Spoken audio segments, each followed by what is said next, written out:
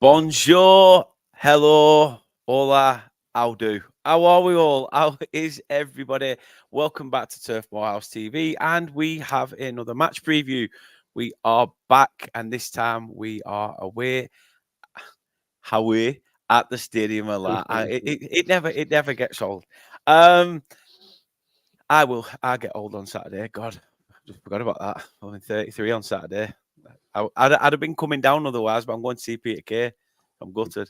Going up. Well,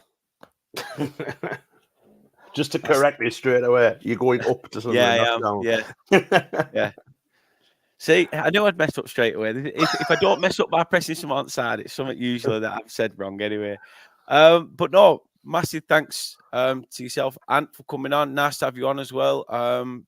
Yeah, tell people a bit about who you are, your love for Sunderland, and the podcast that you help promote and work on, mate.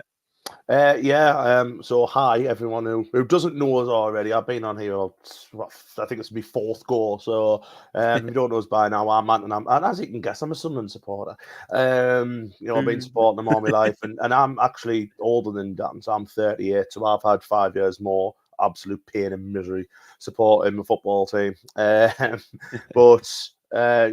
obviously I'm on a few podcasts at the minute. For Sunderland, I do Roker Report. Here on a podcast, I say some Friday evenings now.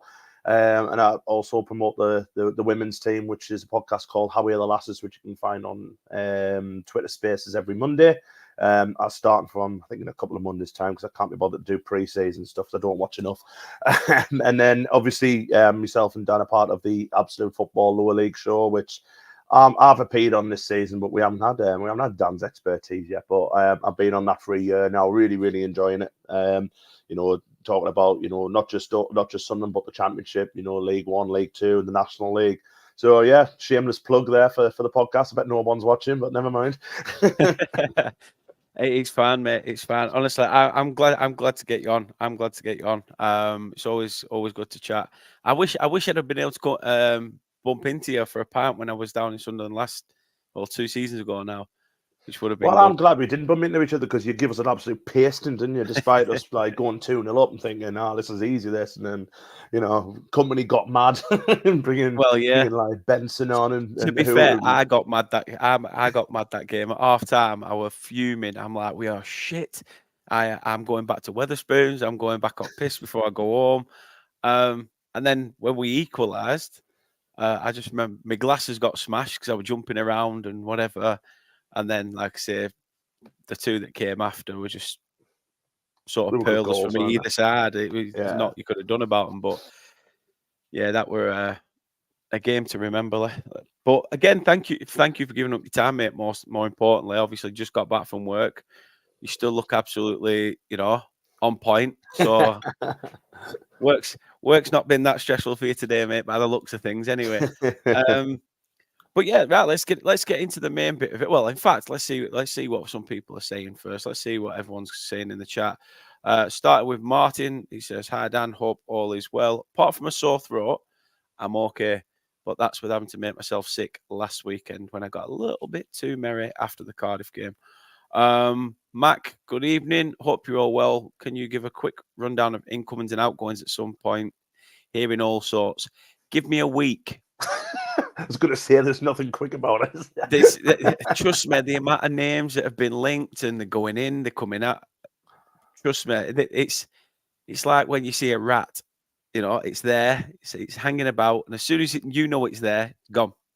So it's just in and out. But as soon as it knows you're there, it runs off. So yeah, there's a lot of incomings and outgoings, and it is the business end of the window. I will try put a video out at the end of the window, maybe some backstories, some stats regarding players that have come in. Personally, my feelings on players we've lost, since it seems we've now got a revolving exit door at Turf Moor at the moment. I think Ant perfectly summed it up when he requoted the tweet earlier and said that we all are too scared of Sunderland and all the players got it, so they're all running away. We're over the moon.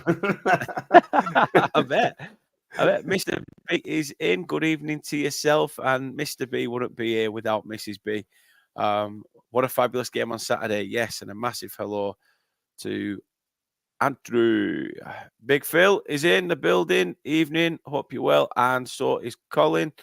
Hope you are fandabidoze, as is Mr. Ellie. Mac asks, obviously a very important question. Where can away fans have a pint that isn't too far from the ground? I mean, there is quite a few away sort of accessible boozers within the centre, isn't there? Well, yeah, you've got the city centre, which is like about 10-minute walk. But if that's like too far away from you, then there's obviously the Hilton Hotel, which is right next to the stadium, and there's a new place opened called the Sheepfolds, which is just like the on end of the hotel down towards the colliery, which is meant to be really good. It's like a stack kind of thing, where there's like some open bars and stuff like that. Which apparently I've not been yet, because obviously we've only had the one home game, and I don't drink at 10:30 in the morning. You know what I mean? So, but I think it went down really well. So, and I know a lot of people are quite excited about it. So, I normally just drink at the Hilton. You know what I mean? Just because it's easy accessible for me, but and it's not that expensive. But the Sheepfolds is meant to be really, really good. So, I would recommend that one really. Happy days. There you go, Mac. So nothing confirmed. I wouldn't say so. I mean, we have seen apparently Joe Worrell from Nottingham Forest. Looks like he's having a medical. Aldakir looks like he's off to Stuttgart. Not sure what's happening on Dara O'Shea. We've got Wolves and Brentford trying to battle it out for his signature. This too much to mention, mate. Too many names, I say. But at the moment, pure and simple, it's just hearsay. See how I did that? Pure and simple. I like. Sometimes I baffle myself. Other than the new centre half, yes, Bashir Humphries came in from Chelsea. I'm not that happy at how much we're apparently mandatory signing him for. If it is rumoured to be 12 million, I think Chelsea have had our pants down there. MKP Fave, evening to yourself. Yes, Sorori off to Lens. He could have had both a man if he wanted. I've got contacts upstairs. But yeah, it's not looking like he'll be still in claret and blue by the end of the window. And Pete, my old work mucker Pete, how are we doing, Bob? Going for a 3-1 on Saturday up the Clarets. And yeah, as Phil says there, Bashir signed today. And this is if you haven't seen it. Look, let's just get him up. Look at that beautiful man. Look at that beautiful man. He's like Josh Zirkzee on Wish.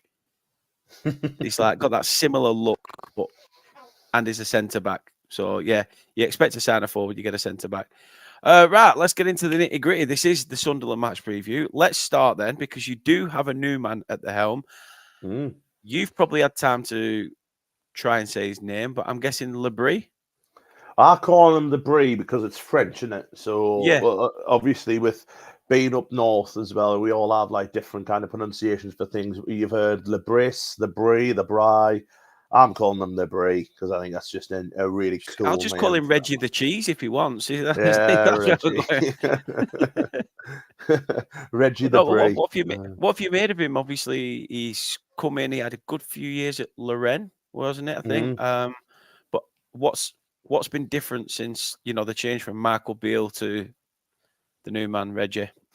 I mean, it couldn't have gone any worse. Obviously, with Michael Beale last year. I mean, I really didn't want Michael Beale to come in anyway, and he's just, even his first game when we got beat off Coventry, he just knew it wasn't going to work, and it didn't. And then we kind of took our time, because there was obviously rumours we were after Will Still, there was rumours we were after a few foreigners, and then to be fair with Debris, it came out of the blue. Really, it was all rumoured with this lad.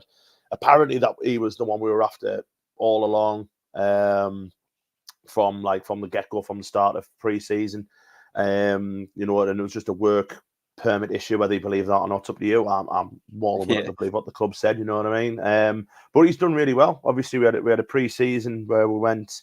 Went to Benidorm, went to Spain, had a couple of games there, drew with Forest, and I think this one might have got called off. I can't remember what happened now. Something happened where we only ended up playing one game. We played Forest. A couple of decent results as well in pre-season. Also, a couple of defeats where you were looking at, thinking, it might be a long, hard season. But the way he kind of talks where even if we're having like good results in pre-season or we're having bad results, he knew what we were doing wrong, and he's got us playing this new style where we are doing a really good press, and it showed on Sunday where we don't let you have time on the ball anymore. Whereas under Bale, we were very defensive, and I think last year the kind of, especially towards the end of our season where we were awful, the only ploy that we had was pass the ball to Jack Clark and hope he does something. And whereas now we've got so many, different transitions in play. He's brought the best out of Patrick Roberts, and we've got a striker who's scoring goals, which hasn't happened for 18 months. We've got young players like Joe Bellingham and Chris Rigg who just have really adapted to what the Bree's doing. So far, so good. It's only 2 games, you know what I mean? And 2 games, which I said to you off air, probably against 2 not great sides, especially Cardiff. I think Sheffield will be better than what they were on Sunday, but you can only beat what's in front of you. And if you asked any Sunderland fan, would you have took 6 points from the first 2 games, you'd have bit the hands off. Look, we're second in the table. I'm looking at the table now, thinking we'll go top on Saturday if we win. Well, yeah, you've got to, exactly. Haven't you? It's still early doors.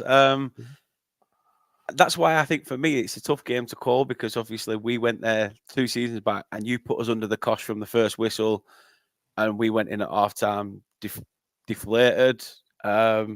Like I said, somehow managed to change that fortune. But if we go there again, I look at it and think, hold on a minute, weekend after, we have to then put that right. Do we then give an ad into bastards, because we've got them at the turf? So tomato, would I take a loss this Saturday? Probably, if it meant that we absolutely threw a big fat 9-0 up Bastard Rovers' arse the weekend after. Obviously, in football, nothing's guaranteed. But you said there about his attacking intent and players that he's sort of brought in, and his players that were already there have been given new lease of life. I mean, you lost players like Bradley Daku. To be fair, I mean, last season you were plagued with injuries. And obviously that, because you did go on a nice solid run, and then injuries started to hit, and then the results sort of went with it. Getting rid of players like Dak and stuff, for me personally, I look from the outside and think it's helped. 100%. Yeah. But what have you made of the players that Debris has brought in? Like, what have you seen enough in 2 games to think that they could come good, or they've got that quality already there? I mean, obviously, that we've only signed 3, but they're all like, I think they've changed I think they've kind of had to as well. Obviously we've had this model where we signed young, hopefully, develop them to be very good footballers, which, to be fair, I think there's more hits than misses with that at the moment. But we had to change it this year because it just wasn't working. The ones we signed last year were probably signed a year too early, expecting to go and play too much football, which a few of them did. But this year we've kind of tweaked that to bring in some experience. We brought in Alan Brown from Preston, which I think is a phenomenal signing. Gotta be honest, absolutely phenomenal signing.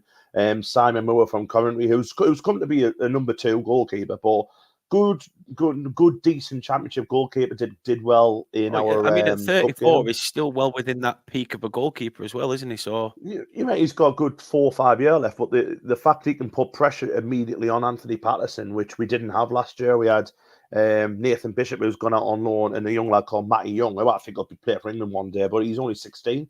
And he's gone out on loan. He's went to Salford. So to bring in an experienced goalkeeper like that, and then we've also signed Ian Pavetta from.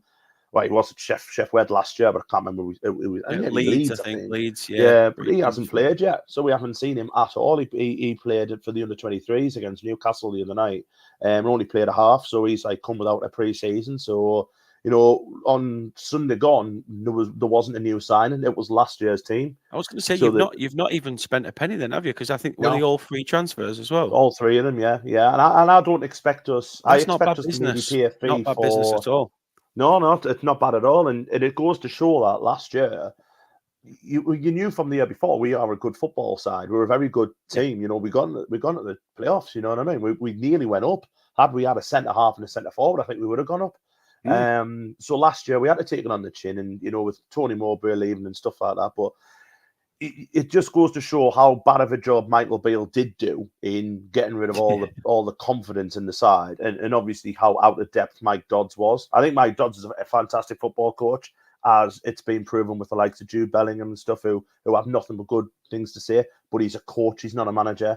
And all that, like I say, with the debate at the moment, is just install this confidence in them. And when you give young players, if young players get off to a good start, they're gonna, they're just gonna roll with it, aren't they? Because they've got no fear, and that's exactly what's been happening in the last couple of games. And they've just bought to what Reggie Debree's doing, and long may it continue, mate. But I agree with you on Saturday. It is hard to call because I think it's both sides. I think it's probably the barometer for both sides that they're probably playing the best side so far. You know what I mean? I know you had Luton away, which is a difficult game, but Luton had 4 defenders out injured, didn't they?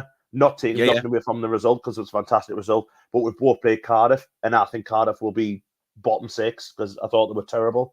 So I think it's probably the biggest challenge so far for both sides. But I'm really looking forward to the game, mate, to be honest. I'm like you, though. I think it might be a draw, though. I think a draw is fine. I'm over the moon with that, to be fair. But we'll see what happens. We will. You said about youth, and a lot of it's gone out on loan. However, I mean, answering Scott's question there, that was a big statement as well.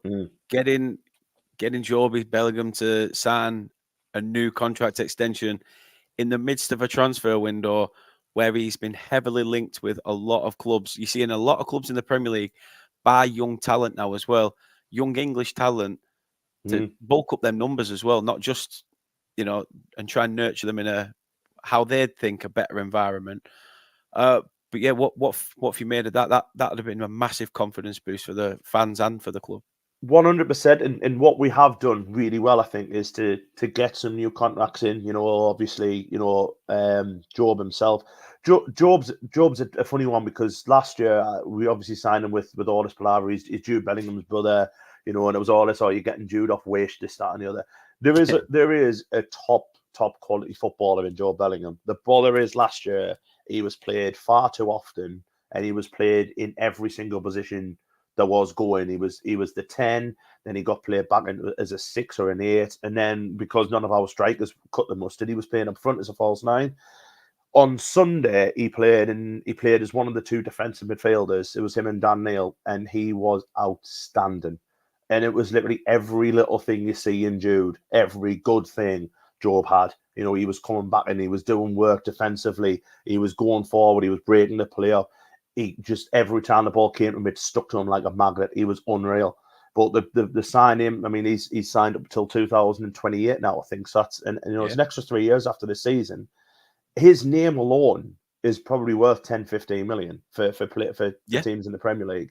And if he can kick on this year and get to 10 to 15 goals, you're looking at 30 million, and they did that with him. They did that with Chris Rigg, who I think, another one who I think will play for England. I think is a wonderful footballer. Took him, and there was all sorts of rumours that he was going to Newcastle because he's from Gateshead, supports Newcastle, thinking he's going there. He come out and said, I want to stay at Sunderland. I want to play for Sunderland.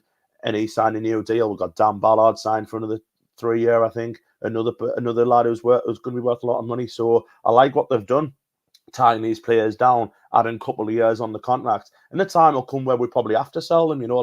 That's the way our model's going to work, and that's the way I think football's only going to be sustainable in the future, because you can't have your Man Cities and your Chelseas and your Newcastles going on forever signing these players for overinflated prices. You're going to need to, have a little bit of money in there to go and sign the next Jack Clark or the next Chris Rigg. So for me, I'm over the moon. But Job signing just mint, and if he can kick on this year, he is a very, very good footballer. And he's got this stigma of being Jude's brother and stuff. But I like how he's put Job on the back of his top and all that stuff, that he wants to follow his own path and stuff. And it's class. And we also get the added bonus that Jude rocks up at some games when Real Madrid aren't playing, has how the lads on. You know what I mean? So nice it just brings you that little bit. You're like, oh yeah, this is great, And he's like I say, he's going to be a good footballer. There is a player in him, so we're dead chuffed, to be fair. Well, I am. I can't speak for everybody. No, Mrs. B says she's looking for away tickets for Norwich. It's closest away game to her. To be fair, I think there was if you look on the Burnley website, there's a thing put out regarding when dates come out for certain tickets. for like the away ticketing selling period. They put it out all the dates. If not, I'll try and have a look for it, and I will try and get it to you or upload it somehow. And True Red says, Luke, how are you doing? Says, Bellingham's got so much potential. He's definitely a danger man. Burnley need to watch for causing problems, 100%. You know what you got to remember about him as well, Dan? He's still only 18. And if you look at his games and goals record compared to Jude's at the same time in their career, Job is ahead on appearances, which he shouldn't be. He shouldn't be anywhere near that because I think you need to nurture players like that. And he's also 2 goals behind. So, and I know it's different. It's probably different times and everything like that. But Jude Bellingham was playing for Birmingham, and then obviously got a move to Dortmund and everything like that. But it can happen. And if he keeps on at this path he's on, and he just gets a little bit more consistency this year, then he will go for a lot of money. So he will be a very, very good footballer. 100%. 100%. So you've managed to keep him down to contracts. You said about Dan Ballard and stuff like that. Jack Clark, it's every single transfer window. What's happening on that front? As far as I'm aware, he's staying. He's never come on. What I like about Jack Clark, I met him last year at the Player Awards, and it was youth. I think we all thought last year because obviously we were absolutely awful. And he was the only light in what was a very, very dim season last year, especially towards the end. And I met him and I said, "Look, just thanks very much for everything you've done and stuff." I just kind of expected him to go, and he was like, I'm not going anywhere. You know what I mean? So. Listen, there's going to be there are teams that are going to be after him. We've had to reject bids and everything like that. And the big rumor is that Leeds want him. For me, if I was Jack Clark, I'd be looking at. I know Leeds is his home club and everything like that. But what's happening at Leeds at the minute? They're getting rid of a lot of players. Are they going to be as strong as they were last year? Probably not. If a Premier League team comes in from an offers us 25 million or something, you've got to say why he wants to play Premier League and stuff. But that hasn't happened yet. And we obviously value him at a price that we feel is fair. So we've rejected really bad offers. Like I think 12 million was quoted last year in January. I think it might have been at Burnley. I think I'd said to you, it might buy his airband or something. Yeah. and that's what I like about the club. We actually value these players, and we actually say, well, look, give us what we want for them, and then we will talk. But he'll probably play in the Premier League, hopefully for us. But apparently Leeds were after him. But Leeds have just signed, is it Lagir Ramazani, who used to play for Man United? And he's a left-sided, right-footed player, which is exactly what Jack Clark is. So, I kind of see him going to Leeds. If, like I say, we've still got 2 weeks of the window left. So fingers crossed he stays here because he is a phenomenal footballer and massively improved. But you've got to look at the last time he went to the Premier League, he wasn't ready. And obviously it didn't work out with Spurs. And we've kind of resurrected his career. Now I think he probably is ready. I think he'll do a good job if he does go, but I'm just hoping he stays here and sees the season out with us. And then if we say, look, you've got a year left on your deal at the end of this year, we are going to cash in on you, and that's fair enough. And that's probably up to him that he wants to go. But I don't think his agent helps either because the agent's quite vocal on Twitter, isn't he? And he puts cryptic clues out and stuff like that. But it's Ian Hart, so we're not bothered talking about him. Well, speaking of Ian Hart and obviously he's passed with Leeds. Scott says, are you worried about Leeds? Personally, I'm not. I think I had them to go up. I don't think it was top. I think it might have been second.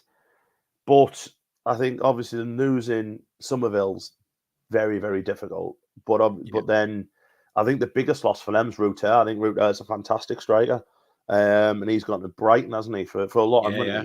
But the bother is that they immediately now have got to buy somebody for round about the same price or whatever, but they've got to buy someone. I think they've agreed a deal with somebody for 12 million. I think it's called Larry something or Larin. Is that not Ramazani I've just said? Yeah, it could be. Side. I think he's more of a winger than a striker, but I'm not 100% sure. But they'll be up there. I think they'll probably hit the playoffs, but I don't see them as top 2. But the bother is at the minute, I don't know who I see as top 2. No. I'm not very good at predictions anyway. So, I said Shrewsbury Town would get promoted last year and they finished 5th bottom in League One. So I'm not good at predictions. But as for what I've seen so far with Leeds, I watched them watched the highlights of the game again at the weekend. It was a Portsmouth at the weekend, and I thought they were poor. Or they had Portsmouth on the opening day, I think. Yes, didn't that they? was it on the opening day. Yeah, I thought they were poor, and they just scraped it, didn't they? First 10 minutes, they were all over Portsmouth. Mhm. I think they hit the crossbar 3 or 4 times. Then they got the penalty, and then I thought, here we go. And then Portsmouth just turned the screw. Mhm. So it's madness, absolute madness. Mrs. B, if you are still in, I have managed to find when Norwich tickets will go on sale. From what I can see, is that the first window of sales period for Norwich away will be the 18th of November. Then, as the days go by, as you know, the loyalty points drop and you got more chance. But the 18th of November, obviously, the game is played on the 14th of December.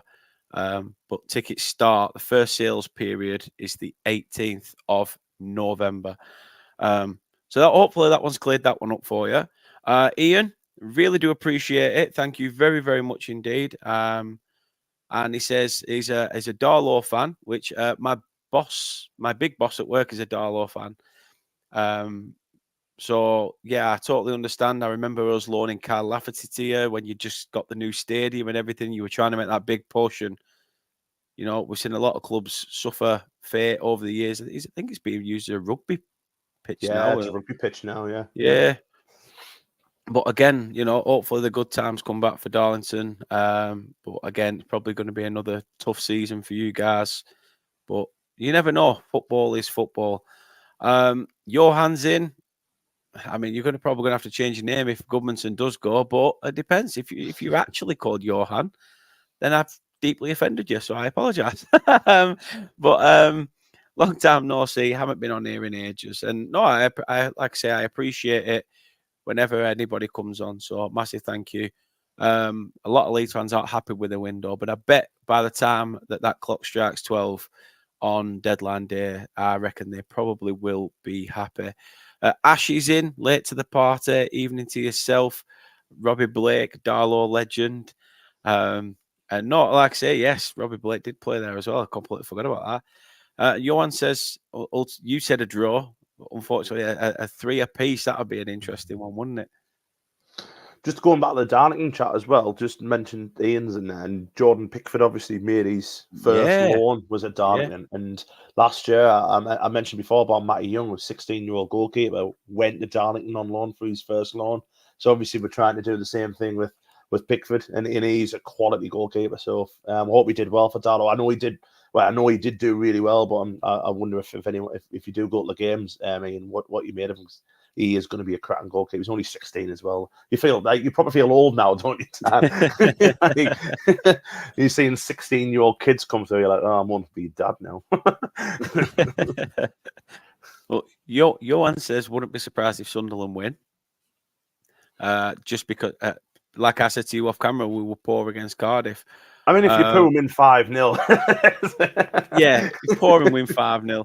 It's not too bad. I mean, I told you the stats earlier off camera.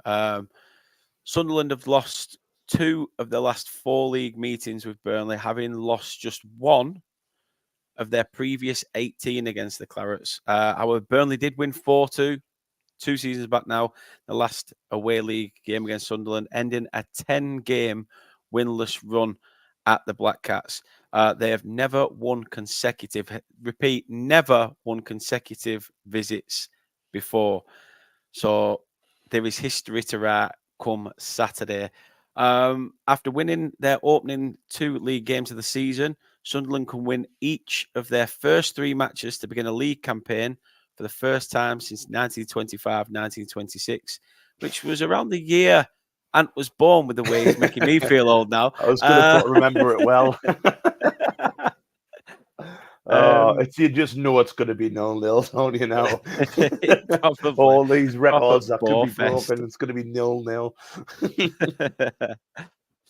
Ian says Matty Young saved us going down, and also Kasper Schmeichel made his first league debut as well.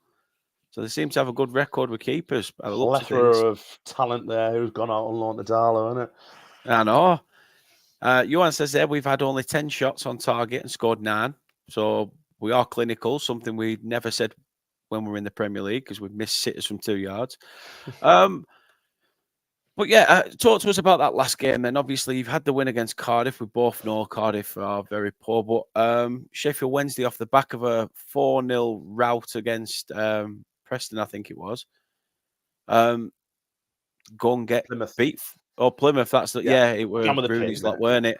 Yeah, Rooney's lot. Someone beginning with P. Someone we were piss poor on the day, but yeah, from winning 4-0 to losing 4-0, and the club captain Luke O'Nan 2-2. I know, I'm mad in it. Absolutely mad. He's a shit house. He's a proper shit house. Class. He's class. He's proper epitomised what this club's about, to be honest. And he gets a little bit of bad. He gets quite a lot of bad rep, but he gets a bit of bad rep because he is like pretty much a dog, like chasing a ball. You know, he just wants the ball all the time, and he's, you know, obviously he's meant to be playing centre half now, and he's just running around all over the shop. But I would say in the last 2 games, and obviously he is now the club captain, not the team captain. I think actually taking the armband off him has done him the world of good because he hasn't got that responsibility on the pitch of being the leader. You know, and he's still, you know, a leader on the pitch, a leader off the pitch, and everything like that. But yeah, 2 goals in 2 games, both from set pieces as well, which we never scored set pieces last year. I think we scored like 3 already. But I love Luke O'Neill. I mean, he's just class. But yeah, you mentioned Chef Wen, and I still didn't know what to make of them because obviously I watched them against Plymouth, and I thought they were good, but I thought Plymouth were dreadful, like really bad. And then obviously the one during the week in the cup. But and after what happened last year when Danny Roll took over and they were down, we played them away from home in November, I think last year, October, November, and they were horrendous. We were like 2-0 up within 8 minutes and ended up winning the game 3-0 and literally just spent the second half just like passing the ball around like a training exercise. And then when Roll came in, just completely changed it around, didn't he? And they beat us on the last game of the season because it was, you mentioned about your like ruining birthdays. That ruined my birthday. That was my birthday, and it was last game of the season. We left after about 60 minutes. It was shocking. So I was expecting like good things from them, but I think watching the game back, you can easily see Chef Wed were poor because they gave us a couple of goals, you know, especially through defensive errors. But I think we made them look bad, especially with our press, and they just didn't know what to do, you know, because we didn't let them settle straight away. We were onto them straight away. You know, got the goal from a set piece, and then just kept on going, and you know, ended up getting a second through a mistake by them, but a wonderful finish from Mayenda. Luke O'Neill getting one. They were all appealing for offside. They all stopped, and Luke just went and puts it in, and then we scored again just after the second half start. But that could have been 6 or 7, really. We missed a couple of good opportunities. Their goalkeeper made a very good save from Chris Rigg, but we were just good, and I think sometimes you have to like kind of just look at it and saying, yeah, they weren't great, but it's probably down to the way we played. And we did play very, very well. And I would say it's the best we've played since like the playoff campaign where we went and, you know, destroyed Preston. When we went on that run towards the end of the season, gone before, we went on a really good run. And I think last year, I know we beat Southampton 5-0 at home, where we did play really, really well, but I thought that performance was better on Sunday. Just the amount that we just didn't stop. We just kept on pressing. There was 2 lads in the middle. We mentioned Bellingham and before Chris Ray, who absolutely schooled Barry Bannon. Absolutely schooled him. And he couldn't get anywhere near the ball. And Barry Bannon's still a decent footballer at this level. Just couldn't get anywhere near it. This lad, you know, combined age of 35, you know what I mean? And just ran the show. And just allow our fair players like the Patrick Robertses and the Jack Clarks to enjoy themselves. And like you say, we were excellent. We really, really were. So we play like that. It's going to be more difficult, I think, on Saturday for us to do that because I don't think Burnley will give us the same opportunities. But if we still press and put you guys under pressure and make us panic like what we did with Chef Wed, then, you know, the big thing about Saturday is, I think, is who scores first. Because we haven't conceded yet in the league, so we still don't know what we're like if we go behind or whatever, whether we can still keep that up. But as I mentioned before, with having the team so young, if they start well, then, you know, the tails are up straight away. So it will be an interesting one. But we just look dangerous from every part of the pitch. You know, as I said before, set pieces were dreadful last year. We're scoring from them. We're making ourselves look good, and the fact that we've started the season with only one injury with Dan Ballard and getting the likes of Dennis Cirkin and Ajay Elise back. I mean, Cirkin's the best left back in this league by a mile when he's fit, and it's keeping him fit, and getting him fit, getting him ready because he missed a hell of a lot of last year, and getting Ajay Elise back as well, who's a really strong centre half, and quickly just going back to 09, I think he's improved a lot as a centre half in the first two games I've seen. He's not running around like a headless chicken. He's without any help or whatever. He's actually playing the ankle role really, really well. So far so good. But yeah, we're 2 games in, mate. But it's nice to be happy for once. It's nice to be looking up. You know what I mean? Instead of just the misery of what was last year, which ended up obviously on the Absolute Football Show just wanting the season to end. My hair went grey and everything. I mean, where do you think you need to strengthen? I think Scott asked it earlier, but where do you think you need to strengthen before the window shuts? We 100% need another centre forward. Obviously, mentioned, Eliza Mayenda, who has done a very good job so far this year, but he's young, he's 19-year-old, he's not going to be able to play 48 games, and I wouldn't want him to play 48 games. And the problem is, below that, we've got Nasri Rusin, who hasn't settled at all. I think I'd be surprised if he actually stays on. And Lewis Amir, who I think they want to go out on loan. So we definitely need a centre forward. We're apparently signing someone from Zenit on loan, but I'm not sure. I can't remember his name. It's Wilson Ifidor or something. He sounds like a Lord of the Rings character. And we've been trying to sign a lad called Mendy from Kine for nearly 6 months, but that seems to be a sticking point where they've just been taken over or something, and they want to keep everyone, but he wants to leave. So we'll see what happens with that. But we definitely need a centre forward, and I wouldn't mind us getting another right-sided defender in, because Trey Hume, who's a cracking player, but we haven't got any cover if he gets injured. Because the cover is Timothy Tembele, who they actually want to go out on loan. So we definitely probably need a nice seasoned right back or something, and definitely a centre forward. But I think we're fine. Happy days. Scott's asking myself, have we been able to keep a hold of our keepers from last season? Simple answer, no. Muric down tools, basically. Never reported back for pre-season, and said that he wasn't going to come back. He would have rather have stayed in Zurich for 2 years and not take a penny off the club. Either that or find him a move. He's now at Ipswich. Lawrence Figaro, who was Leyton Orient goalkeeper prior to us going to the Premier League. I think he was the League 2 goalkeeper of the season, in the team of the season. He's gone to Swansea on a permanent move. Bailey Peacock Farrell is at Birmingham. We let him go. So we've signed Vaclav Ladke on a free transfer from Ipswich. We have Etienne Green, who we signed from St. Etienne, who play in green. So is Trafford still there? Yes, Trafford is still there. But I mean, again, that's a tough one because he was heavily linked with Newcastle when they needed a keeper. I think they've brought one in now, but whether they're still looking, I don't know. I'm not too sure. But yeah, it's been a strange window, and I think it's going to be strange for a lot of clubs. Pete seems to think Trafford will stay with us. I hope so. I think it'd be a perfect time for him to, put the sword to the mast sort of thing, and show your true colours. You're not having to punch above your weight in the Premier League. Try and show what you can do in the Championship. He's got the confidence. You can't knock that from him. That's one thing that he's had, even when the going was getting tough. But he needs to back the confidence up with performances. That's where it, sticks with fans. Pete says a good season with us and he'll get a Prem move 100%. Zarori hasn't refused to train, because if he'd refused to train, I don't think he'd have been involved in any of the games that we've played so far this year. So yeah, I think it's just one of them that when you go down, some players think they deserve a bigger move. Some people believe they've shown enough credit while out on loan to be playing regular first team football.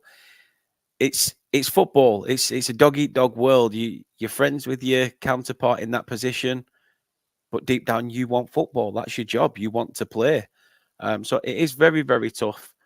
Very, very tough window. But yeah, Joe Worrell, we wanted him 5 years ago under Sean Dash, and now we want him again. But from what I'm hearing, it looks like it's going to be a done deal, which obviously means we're going to lose A/2 centre backs.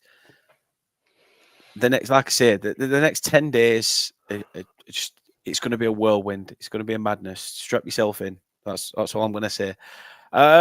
Looking ahead to the game, then obviously back at the stadium a lot. Decent time for a kickoff. So if you do want to sample the new Beveragino place, then get yourself in there. Why not? But it's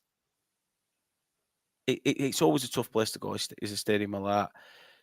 You'll be happy to be back at home. What are you? How do you think you'll set up for this game? Obviously, you've seen our start.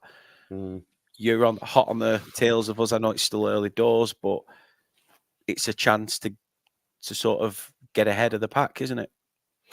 Oh, I mean, it's massive. I think if we win that game, obviously results going other way, we could be top of the league. Obviously, we're second, you are first, so top of the table clash, third game of the season in. I don't think we'll change anything at all. I think the personnel will be the same 11. If Alan Brown's back, I expect him to be on the bench. As much as it probably would make sense him coming in for maybe Rig, but the way Rig played on Sunday, you can't drop him. I don't think you can drop any of that side who played on Sunday. So I expect us to be exactly the same. Exactly the same. The press, probably the same formation, the same adaptation to the game as well. Whether we get as many chances, given to us on a plate like what Chef Ware did, I'd probably say no. But as I said to you before, I think it's a brilliant barometer of where both teams are currently and where both teams will probably look to be at the end of the season. I think if we end up winning that, and looking at the next few fixtures aren't as difficult. There's Portsmouth away, which anything can happen down at Portsmouth. It's a long travel and stuff like that. But then we've got Plymouth at home, which I think Plymouth will end up being the Whitman boys this year. I just really can't see it working out well. And I think we'll end up beating, teams who are poor down there at home quite well. The way it's going, we're going to have bumps in the road, obviously, and a bump in the road might come on Saturday. Because I can see all three results, if you know what I mean by that. I can see us winning because we're on fire at the minute. I can see you guys winning because you are on fire and it's still a good side. But I can also see the draw, and I think the draw is, for me, the most likely result because I can see both teams scoring. But yeah, I'm really looking forward to it. I'm missing it as well as you because I'm in a music festival this weekend. So a little bit gutted, to be honest, because last year I didn't want to go. Just went just for something to do on a Saturday. But now with them playing so well, I'm really, really, really excited, and just everything that the club's done since May has been good. So it includes like the kit launches and everything like that. All three kits I like. Which is very. I was going to say, what have you made of this season's kits? I like that. The third one that's just come out. Is it the one that's got SAFC down in the old logo? Of course, I think that's got a proper nice retro look to it. Yeah, I mean that one as well is obviously it's to do with the Mont Weymouth with the mining stuff because obviously there's a mining wheel on and everything, and that looks a lot better in person than it did. That was the one that got a little bit of backlash because a lot of fans were saying it's not very nice and stuff. And when you looked at it, I don't want to I think it did look like the three of the players that they obviously must have said look serious, but they looked as if they didn't want to wear the top. And but it does look a lot nicer. I think I looked at it in the shop on Sunday and really nice. And the home and away tops I think are both beautiful, especially the away. I think the away one's the best top in the league. It's absolutely sensational. So that's nice to see them, going back to Hummel, which when growing up when I was first going to Sunderland, we had like that. That's my first season with that away top. That was the first top I had as a Sunderland fan. So it brings a lot of memories back to me and a lot of even the promotional videos that they did, the home one that had going back when Hummel were first coming in at Sunderland, you know, the likes of Eric Gates and players like that, and it made me emotional as a fan as well. And then the away one, funny enough, was made in my partner's friend's laundrette. So like even looking out, it's Katie's shop. You know what I mean? It was class. But even that had like, you know, Gary Bennett throwing the top in and Job getting it back out, and they've marketed it all very, very well. So they've got a lot right since last year. So yeah, you know, just chuffed him. It's all looking good, but you know, I'll be on, you know, probably on one of the podcasts I do next week thinking, oh no, we've lost 2-0 and it's all doom and gloom again. But that's part and parcel of being a football fan there. But you know, I think it'll be a very, very, very good game on Saturday. I think it'll be two good sides, and you know what? I think it's two sides that'll probably be top 6. You know, at least the top 8 this year. You know, I don't want to really put all of our, like, you know, just because we've won 2 games that we're definitely going to make the playoffs. But if we play the way we have been doing in the last 2 games, I don't see any reason why not. But you know, it's still very, very early days. But I think it is two sides who will have good seasons this year, to be honest. I hope so. I hope so. Scott says it there. If you can and you do like what you're hearing and seeing, because this will be available on podcasts. In fact, if you're listening now, it is available. However, it will be available if you want to listen to it just afterwards. I'll sort it out, download it, and work my magic. So it should be available by tomorrow morning, if not by this evening. But yeah, please do drop a like on this video and absolutely smash it. If you can, share, subscribe, do everything you can to help us with the YouTube algorithm. It works wonders. Who do Burnley need to look out for then? Who should we look out for? Who's sort of been the danger man that can create a bit of a trouble for us? Because I'd say Onan, obviously, but I think that's from a counter perspective. If we're pushing forward, and him being that madman running around here, there, and everywhere. But for you personally, who do we have to watch? Obviously Jack Clark, you know, and I'm just reading Joanne's comment there. Remember when we really wanted Clark? We should have paid the money for him then. don't put an 11 million quid bid in, you know what I mean? Which is going to get laughed out of the building, yeah. But you know, it's one of a few. You know, Clark, obviously, as I said, Roberts has started the season really well. He's one whose form really dipped last year amongst many, but he's come back and looks, you know, top notch, to be fair. And he's a hard player to get off the ball, isn't he? You know, if he gets going, really hard player to get off the ball. But just putting one out there, and I mentioned before, Dennis Serkin, bangs forward as a left back, very, very good defender as well. But he's already got an assist and a goal so far this year from left back, but he's got them both from set pieces because he's big, he's tall, but he's very, very good in the air. You know, really good header of the ball. So also on set pieces, Serkin. Obviously, I mentioned, you know, Clark and Roberts.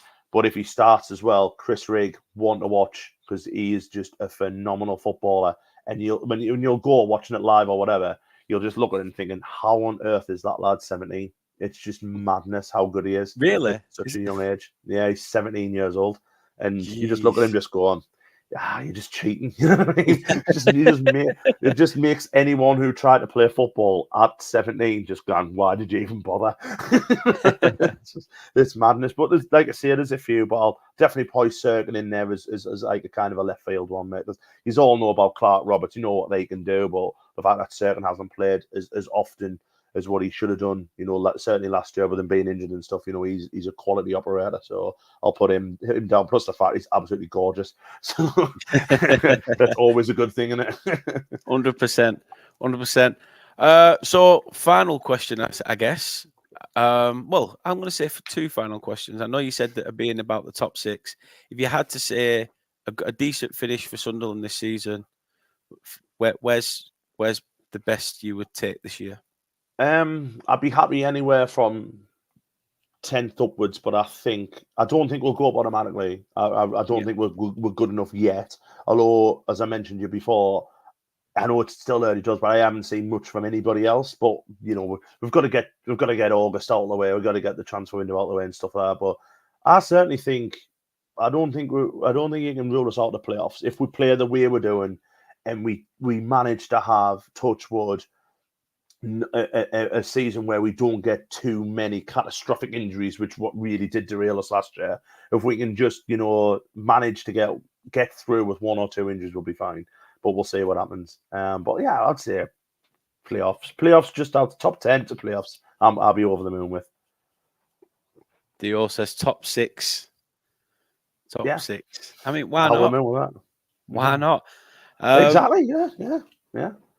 Scott says here, Scott's a Leicester fan, says Sunderland should be playoffs, definitely. So, why not? I think sometimes you can use what you had the season before and try and go, right, well, next time we get there, we're going to win it. Yeah, we're and a lot of them, as I see mentioned the job through. before, we're here that year. Yeah. We haven't had this fire sale, which everyone was expecting us to have. We haven't had it. So we've still got that, although the team's young, it's still relatively experienced in the Championship where they've experienced that pain. And I don't think this year is as competitive as it was that season. Thought that was a good Championship, a good Championship league, if you know what I mean by that. I didn't think last year's was that good, but we were dreadful. And we had injuries and everything like that. But you look at, and I think a lot of teams will look at what Ipswich did, where they just said, well, why not us? And everyone said they'll drop off, didn't they? Everyone said it, and they did. And the fact that they probably did kind of, have a dodgy April or a dodgy March or whatever, but everyone else was trying to catch them and couldn't do it. And, and kind of, like, especially Leeds just completely bottled it, didn't they? And to have someone have a team like that, so there will be one team that just confounds all the critics to say, hang on a minute, who no one expected that, and we could be that side. We really could be. I mean, Gab Sutton had us top, so I mean, I don't share that enthusiasm, but why not? As you said before, why not? And yeah, fingers crossed. What Jeanette said there, it made the difference. It's made the difference. And I suppose the last question is, I know we keep saying a point, we'll take it, but if you had to say a scoreline and throw your neck on the line, where would you go? I think the way we're talking about the records and stuff, and the fact that I think it is 2 very, very good sides. I can't see all 3 results, but the one I am leaning on to with probably head and heart is a draw. I think I would be over the moon with that, with 7 points from 3. And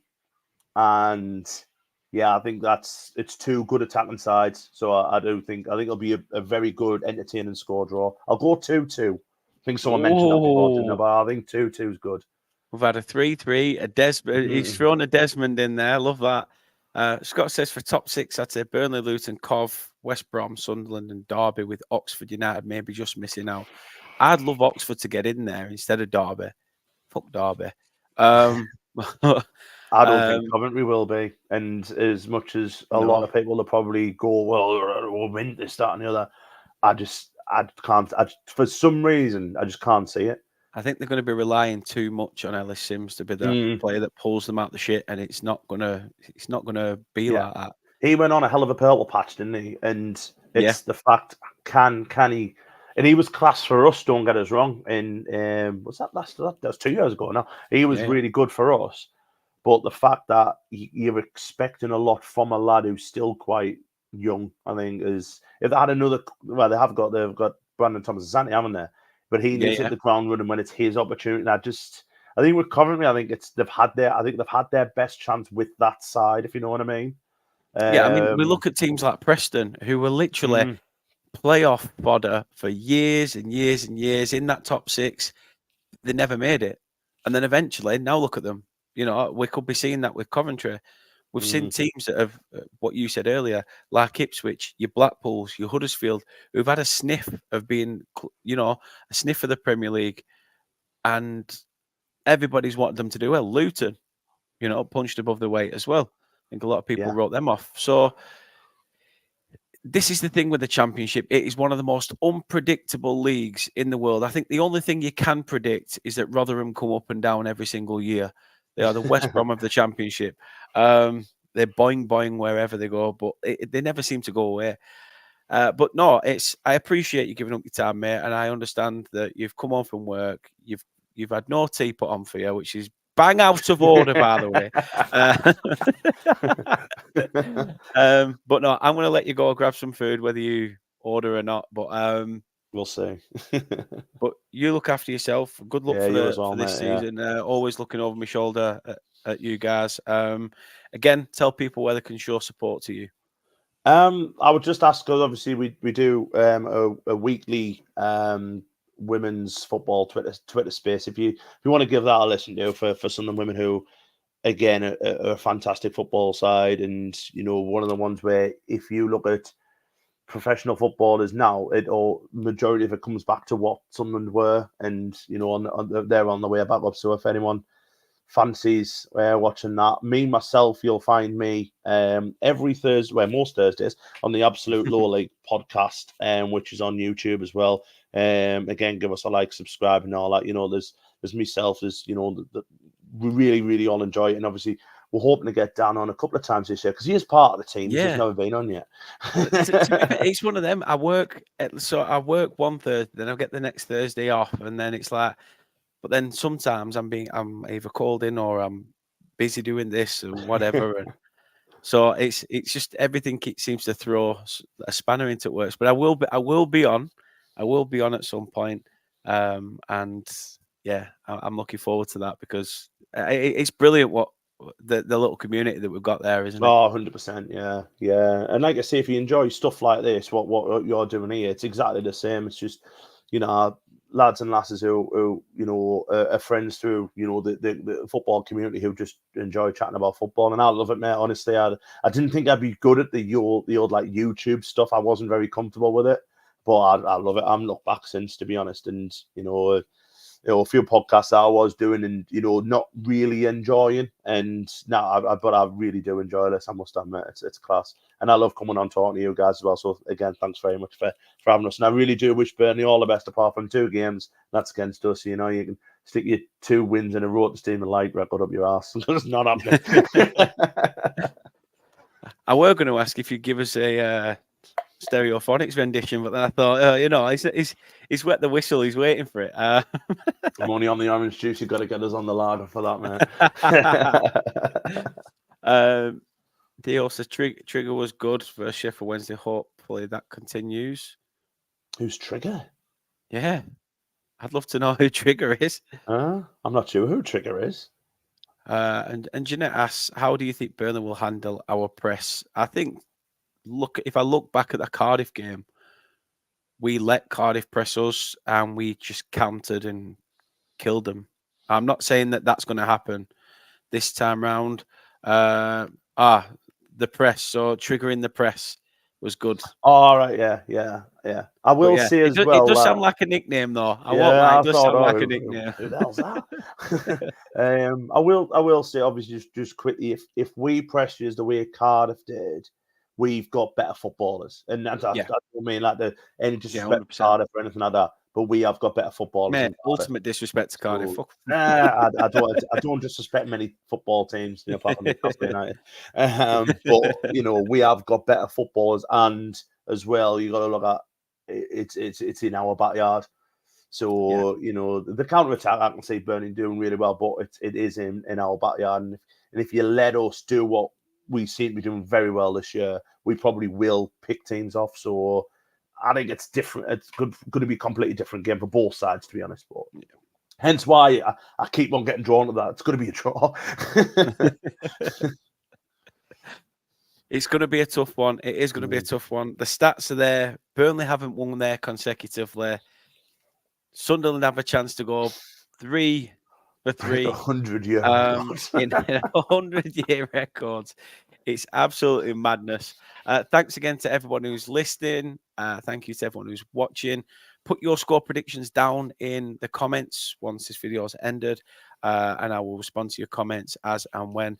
But thank you very much for tuning in. Thanks for your support. Thanks for the members that have joined as well. Thank you for everyone who sent super chats and super stickers and things like that over recent videos. Really do appreciate it, and it really does help. So thank you very, very much indeed.